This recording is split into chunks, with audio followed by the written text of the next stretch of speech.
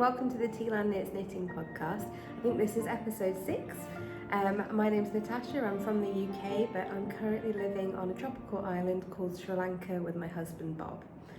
So today I've got a few things that I wanted to talk about, some things to do with knitting and also knitting podcasts, and also a little segment about Sri Lanka, the island that we live on.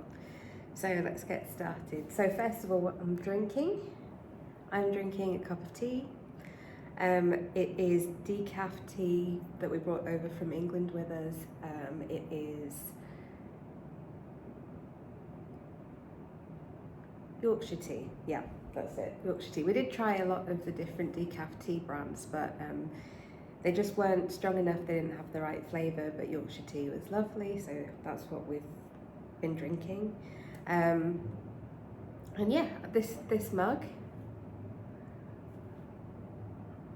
is just a pretty mug that we picked up. So Sri Lanka is actually very well known for its pottery, so it makes ceramics and exports it. So we've actually found a lot of branded things, which I will show you in future, brands that we'd find in Europe, in the UK, that are actually sold here, and they're sold sort of the seconds. It's like seconds on the side of the road, so you might head over to the beach and as you're driving along you'll find a stall on the side of the road and they're selling loads of different ceramics, and you can get all sorts there: plates, mugs, teapots, teacups. There's actually a really large sort of tent kind of thing on the side of the road that we went to where we bought all of our crockery and things, and everything has got like a little slight imperfection in it, like a little dent, maybe it's a little bit wonky, or it's got a tiny bit of the glaze, like a little imperfection. But to be honest, I really like that. I struggle with things looking really perfect, so I really like it with all these imperfections. I just think that they add character. So this is just a speckled mug. Doesn't have any information on it, nothing on the bottom, no brands or anything, but I just really love the colour, and I love anything that has speckles because they just look so pretty. So that's what I'm drinking. Oh, and it's nice and hot today. And you'll notice that I've changed my setting a little bit, my location. So I've decided to sit I was sitting over there, and we had a palm over there as well. And because it's further away from the sun, I think, and it's sort of more in the room, it started to fail. So it's sitting out there at the moment on the balcony, and it is kind of reviving a bit, but it just started to thin out a bit. It was a bit sparse. Whereas this one, I mean, if you look at it, it's lovely and thick and full. So I thought that we'd have a little bit more of that in the shot because it's so nice to have plants. I was watching a video on YouTube, and the YouTuber had her plant behind her and it just looked so pretty, and I thought I really need to do something about my background because looking at a blank wall and 2 lamps just wasn't very inspiring. So I've changed the location a little bit, and I've also because I noticed when I was listening to the videos that my sound is a little bit echoey, and it's because I'm recording in our front room and the apartment that we're in is tiled, the floor is tiled. We do have a couple of rugs down, but I think the sound bounces off the walls quite a bit and the floor. So I've ordered a couple of microphones, so hopefully they'll be coming soon, and we'll be able to test those out, and hopefully the sound quality will be a little bit better. So I don't think this is going to be a very long episode today, but we'll see how it goes. I think I haven't got as much to talk about because I haven't been doing as much this week because of being ill, but I've still got lots to talk about when it comes to my work in progress and just general chit chat about knitting. I also wanted to mention what I've been reading. So I'm still reading A Tale of Two Cities by Charles Dickens, but I'm on the last hour and 40 minutes, so I am going to get there. Hopefully today I'm hoping to have a little listen and do some more knitting later on. But I've actually been,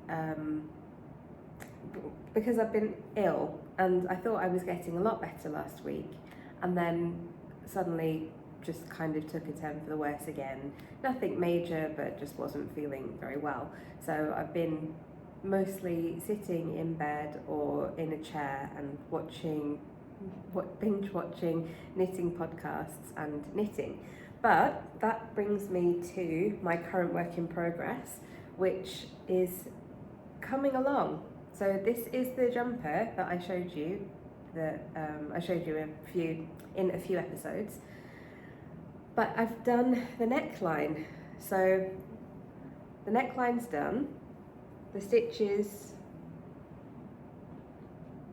the lovely cabling is done, and I also decided to add a vickle braid to the neckline and also to the hem. And I've found that really kind of separates off the cable pattern and the hem. And then I did a split hem again because I just loved it so much on my other jumper, the Cornish tea jumper, that I am still working on, as in I'm still writing up the pattern. I had big plans to do it last week, this week, and then with being unwell, I couldn't find it in me to do that. So I worked a lot on this instead.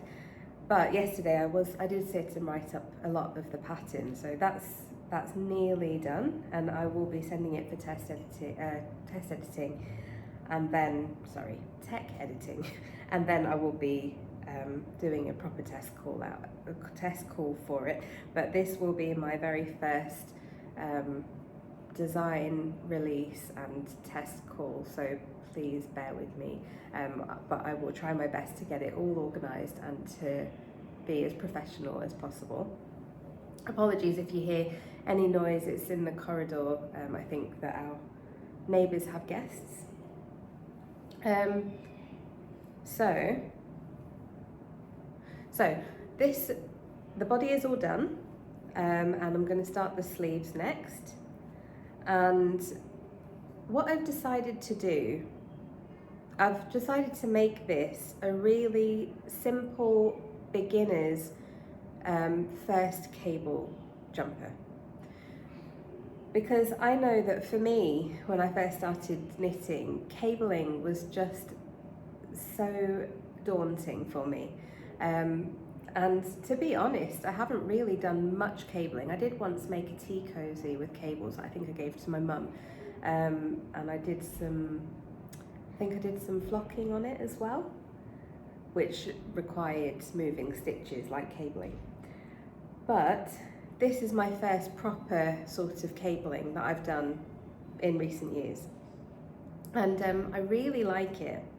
And personally for me, I feel like this is a really beginner-friendly project, because I think I said it last week, but see these cables, these kind of thick cables either side of the main one. You don't actually need a cable needle for these. They're created in a very similar way to the vickle braid. So the vickle braid is made by kind of like slipping stitches, but the back, you knit through the back of the second stitch on the needle, and then you don't drop the stitch, you then move your needle to the front and you knit through the front of the first stitch on the needle, and then you slip both of the stitches off the needle, and that creates a twist, and it also creates the vickle braid. But you're basically doing exactly the same thing with these single cables. So this, for me, this is a very, very beginner friendly cable. And then this one, it's a very simple repeat. It's only, I think, 4 rows for the whole repeat. It's very easy to memorize, and you only need a cable needle for literally one part of the pattern every other row. So really, I think it's a very accessible pattern for beginners. What I'll be doing is I'm also going to add this panel onto the arms in a slightly different pattern, but that way you'll get like a really good visually, what am I trying to say? Like a very visually appealing cable knit jumper, and you're actually not doing that much work for the cabling. So I think if you're a beginner and you want to start with cables, I would recommend this pattern that I will be releasing at some point in the not too distant future, hopefully. But what I will also be doing is I'm going to knit a cardigan. So I'm going to knit a cardigan in the same yarn, and I'm still in two minds about the length, how long I would like it to be, because I'm thinking I don't like it either a little bit shorter than this or much longer than this, so we'll see. I'll see how much yarn I've got as well. But yeah, I think, so this is very accessible for beginners because the only cabling that's done and the only texture is on the front panel. The back is plain, which I showed you last time, and the arms will have some cabling on them too, but it's the same. It's just the same stitches that you'd be using on the front panel. But I know that for some people, they would really prefer to have seed stitch or cables or some other kind of texture on the rest of the garment to make the whole thing textured or cabled. So what I was thinking was, for the cardigan, I will do that, and then I'll put in the pattern that those two things are interchangeable. So you can have this sort of plain stockinette stitch, or if you wanted to, you could replace it with seed stitch on the front, on the back, and yeah, and I just want to see how that will turn out. But I'm going to start working on that sample. That will be my next work in progress, and I will share with you. So yeah, so that's what I've been working on at the moment. And I did want to just show you, I was trying to find the packaging for you. Anyway, I like to knit the arms, the sleeves, with these needles. So they're small circumference needles. These are the Chalgu ones. I like them, they're nice and pointy on the ends. The cable is nice, it doesn't kink or twist. It's like very nice to knit with. And they also come with interchangeable tips. Let me just show you. Okay, so they come in a little blue bag. This size. I think they have two other lots of the mini cables.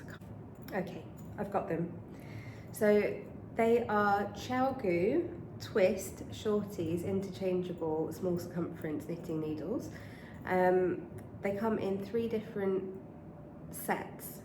So there's a red set, which I think are called the lace. There's the blue set, which are like a medium needle size, and then you've got the yellow, which are from 5.5mm needles onwards.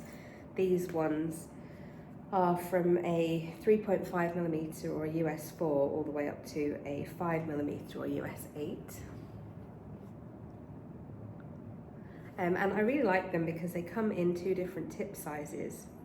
So for each size you get 2 tips, and what that means is you can adjust the size of your needle so that you can knit on a smaller circumference, and you can interchange them so that they're the most comfortable for your hands as well.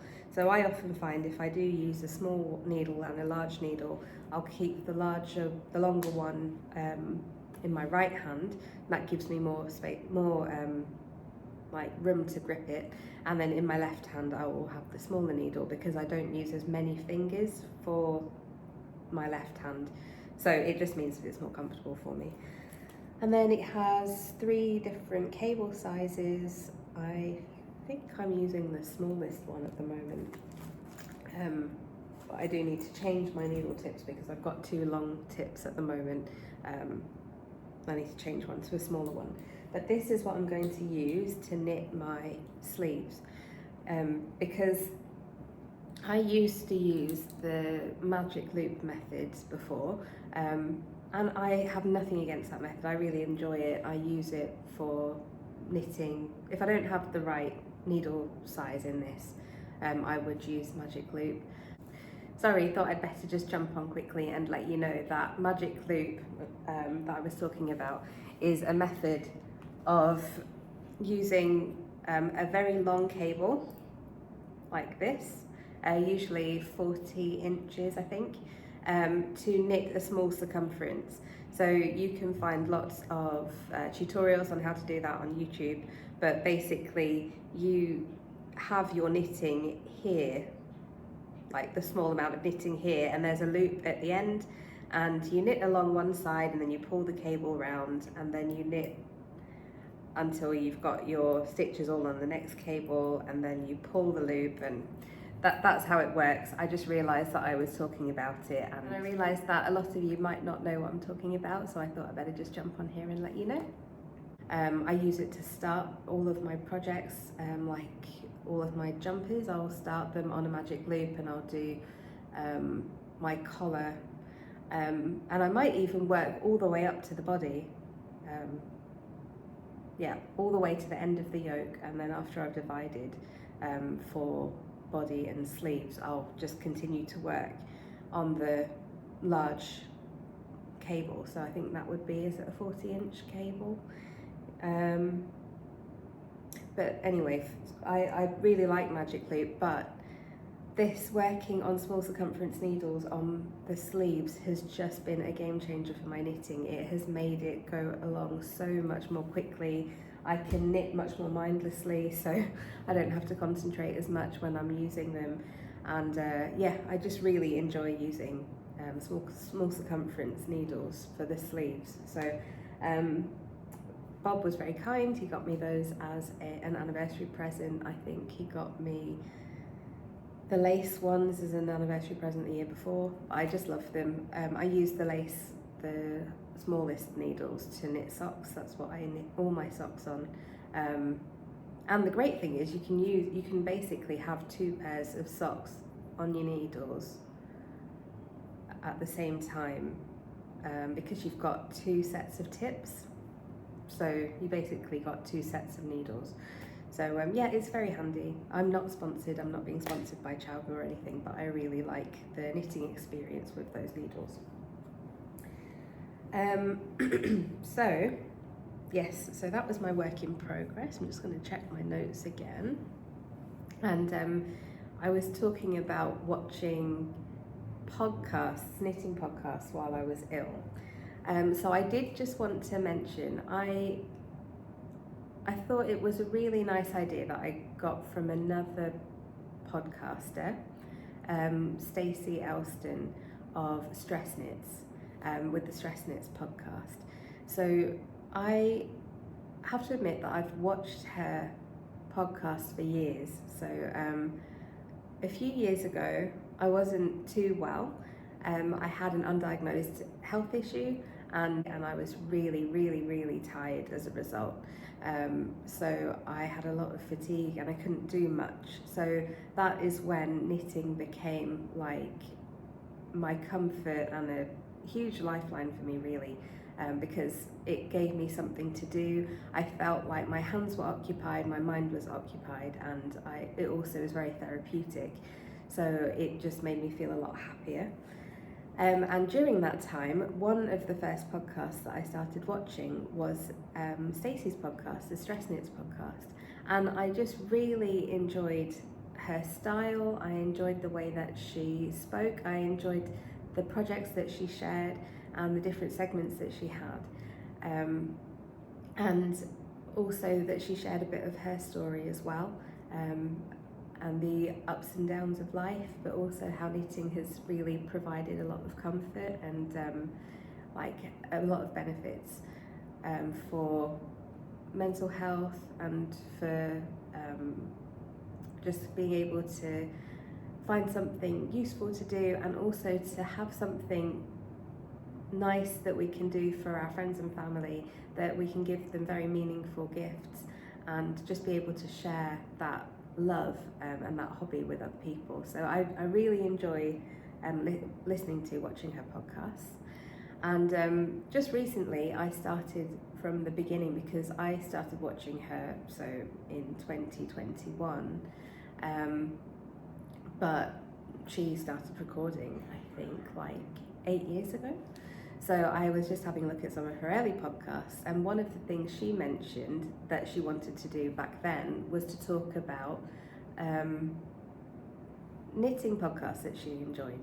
And so I thought that would be a really nice idea, because for me, when I'm knitting and I've got some downtime, I really enjoy watching knitting podcasts.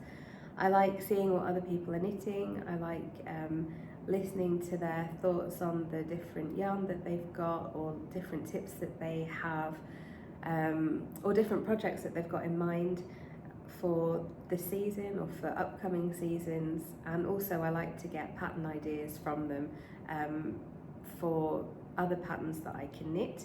And I've found a lot of the patterns that I have made in the past, as in that I have knit in the past, like Andrea Mowry's patterns and Petite Knits and Avec Anna.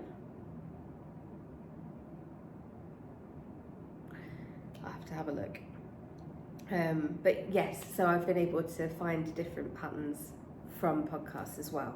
And I also really enjoy watching a podcast where the knitter is knitting the same project that I'm working on, because I like to see any tips or tricks that they have to make the project easier. I've learned lots of new techniques from people who have done that, where they've not used the suggested bind off, for example, because it was too complicated and so or time consuming, and so instead they used a different bind off, which I have then incorporated into loads of knitting projects since, because I really have loved it. So yes, so I would recommend watching the Stress Knits podcast with Stacy Elstone. I really enjoy it, and yeah, that is my podcast shout out for today. Okay, so let's see. I wanted to tell you about something that I'm excited about getting, that I ordered. So I ordered something from AliExpress because in Sri Lanka it's not easy to just get hold of knitting,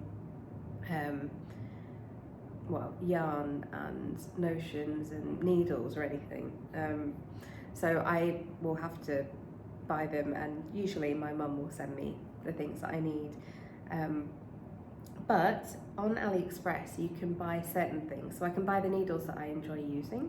So if I want to have more than one project on my needles in a certain needle size, I will buy replacements. And it doesn't take too long for them to come, maybe a week or two. But something that I'm very excited about is I was looking into yarn management. I think that is the technical term for basically how to stop all of your yarn from getting tangled in your project while you're using it or rolling around on the floor. So the fancy word for that is yarn management.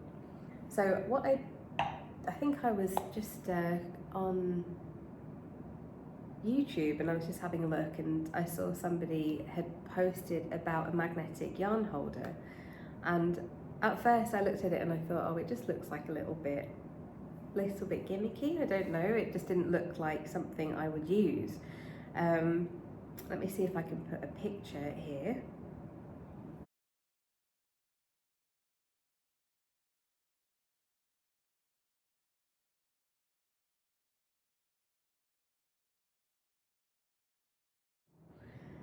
But then I went down a rabbit hole and watched loads of YouTube videos about them, because that's what I do. And I found this great video from a lady called, her name is Krista, and she is on YouTube as the Secret Yarnery. I'll just put that here, Secret Yarnery. And she is a crocheter, I think, but she posted a video about the yarn holder that's changing, the yarn holder trick that's changing the game, that's what it's called. And basically she showed how to adapt yarn holders that you can buy on AliExpress to make them hold like a large quantity of yarn or a heavy weight of yarn, and not drop it, basically. And it's like a little I'll call it a spool, but it's like that's not right. It looks like a kitchen roll holder, you know, the wooden ones with the stand, and then it's got like a spindle coming out the top of it. So it's one of those, basically, with a magnet on the top, and then it's held in place in this like mechanism, which is the yarn holder, and it attaches to it in a magnet with a magnet. And because it has clearance on the bottom of it, when you knit, your yarn doesn't get tangled or caught on the bottom like it does with ordinary yarn holders, and so it delivers yarn at a good pace and also without getting tangled, and it also helps with your tension, so you don't have tension issues because you're not constantly pulling the yarn. And I have noticed that just me personally, sometimes I will get a little bit of like soreness in my arm and my shoulder, and that is not from knitting exclusively, that's just something that happens when my neck gets very sore or tense. But I just thought, oh, that actually could help me quite a bit, because if I'm not constantly having to tug it just means less or fewer movements, and so it just helps with that. I think I said it before, like economy of movement, where you're not having to make so many movements to knit, and that just helps your joints, your hands, your arms when you're knitting. So I thought I'd try it. So I did order two. I've ordered two that were just like singles, because you can get one that's like a double one that's attached and it's kind of back to back, but I ordered two because I thought I like to knit with two colours often. So if I have two colours separately and like on separate sides of me, and then I'm knitting with them both at the same time, that should be quite helpful. So anyway, I've been talking about that a lot, but that's what I'm looking forward to getting. And I also ordered something else from AliExpress, which was like a little wrist yarn holder. So this is great for small project knitting when you're out and about or standing, or just want to take your knitting with you and want to have it, don't want to constantly be pulling it out of your bag. So this is where you can, it's like a little strap, and then it's got a little spool, like the yarn holder I was mentioning before, attached to it, and you just have like a small amount of yarn on there, and then it's on your wrist, and then you can knit your socks or whatever, and it just delivers like a constant flow of yarn. So again, I'm very excited about that. So those are the two things that I'm looking forward to receiving in the post, hopefully very soon. So when I do get them, I will show you what they look like.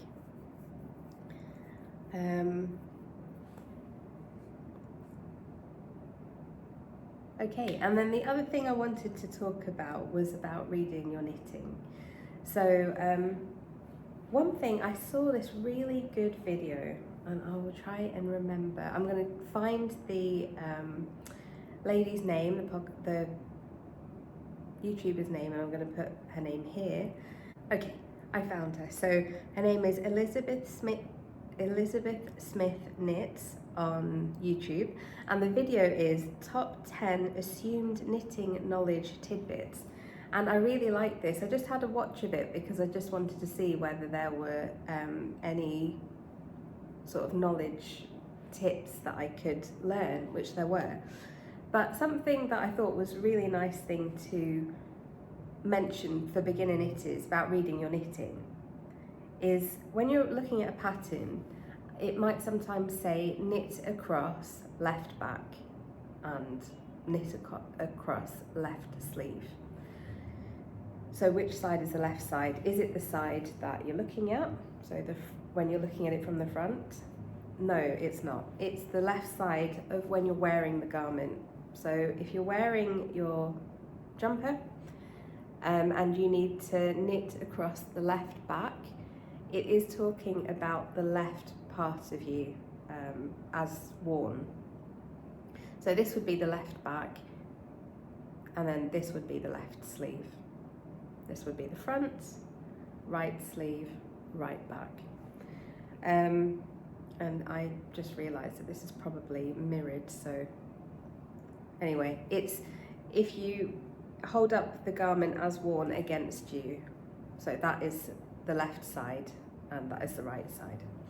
And that is really helpful because I think you just pick up these things as you go, but actually if you get a pattern for the first time or after a couple of times and you see that direction, that knitting direction, about the direction of wet knitting, the left or the right, it can be very confusing because how do you know? So I thought that was a really good tip to just pass on, and hopefully that will help you when you're looking at future knitting patterns to know which side is the left and which side is the right. I don't think I've got that much more to talk about today. It's going to be a slightly shorter podcast because I feel like I had a lot more that I wanted to work on but then couldn't, and yeah, I was wanting to start another project to show you as well, and I just haven't, basically, just being ill, but hopefully next week will be better. So I wanted to talk about Sri Lanka as well. So let's go to the Sri Lanka segment.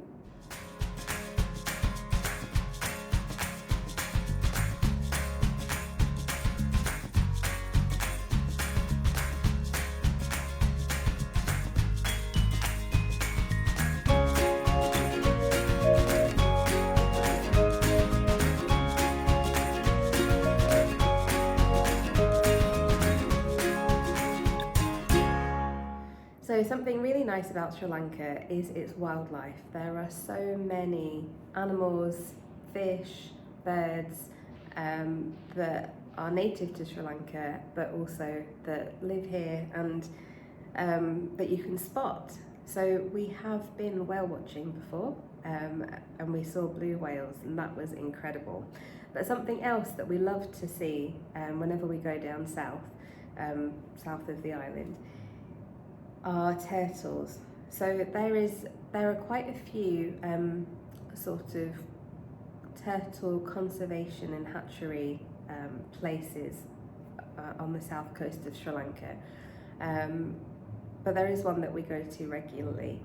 We've been there quite a few times with friends as well, and we really love it because they really look after the turtles. So there is still a problem around the world where turtle eggs are taken by animals, dogs on the beach or people, and the populations are basically under threat.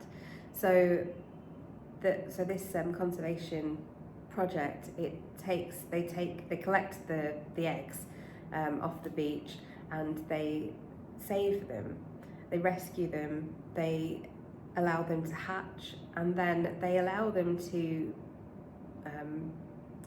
grow for 4 days, and then they'll release them out into the wild. And any turtles that are not healthy, maybe they're albino for example, and so they're very easy to spot in the wild. There are some that are blind, for example, or that have had their fins damaged by propellers of boats and things like that. They've rescued them and given them a home in that location of the project. So it's really nice, a nice place to go and see the work that they've been doing there. but we really love it there, and we love looking at the baby turtles as well. You can watch them hatch if you get there on the right day at the right time. You can see them hatch, and they will follow a light, because the way that turtles in the wild, the way that they get into the sea, is that they follow the moon. So after sundown, they'll see the moon and they'll hatch, and they'll follow the direction of the light of the moon and the stars, and they'll go into the sea. What's been happening, unfortunately, is that because of humans and roads and traffic, they have been confusing the lights they've been getting confused between the light of the moon and the car headlights and things like that, and street lights, and they've been going the wrong way. So what the project has also been doing is helping to release them into the sea at the right time of day, and making sure that they go towards the water. And so we have actually been able to do that before. It's been really, really special holding the baby turtles and then taking them out at night and releasing them back into the ocean, and making sure that they go out into the sea where they belong. So I'll just show you a little clip of what it's like holding the baby turtles at the conservation project.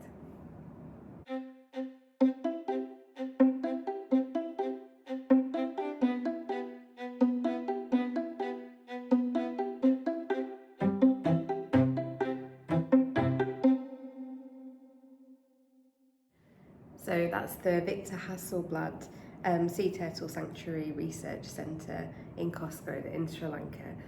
We really enjoy it there. It's a really nice place to visit, and another really nice thing to do is when you are in Sri Lanka is just to see the beautiful beaches. There are beaches all obviously around the perimeter of the island, because it is an island, and it's got some of the most beautiful beaches in the world.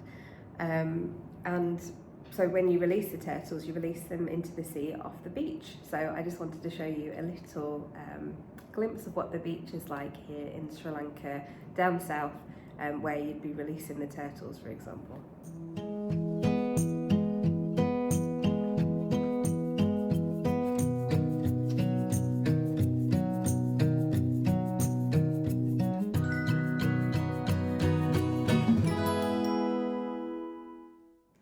Okay, so I think I'm going to wrap it up here. Thank you again everyone for watching and for supporting me with the channel. Please like and subscribe if you enjoyed watching this kind of content and would like to see more from me. Please press the bell icon if you want to get notified when I upload a new video. And until the next time, take care, have a great week, happy knitting. See you later, bye!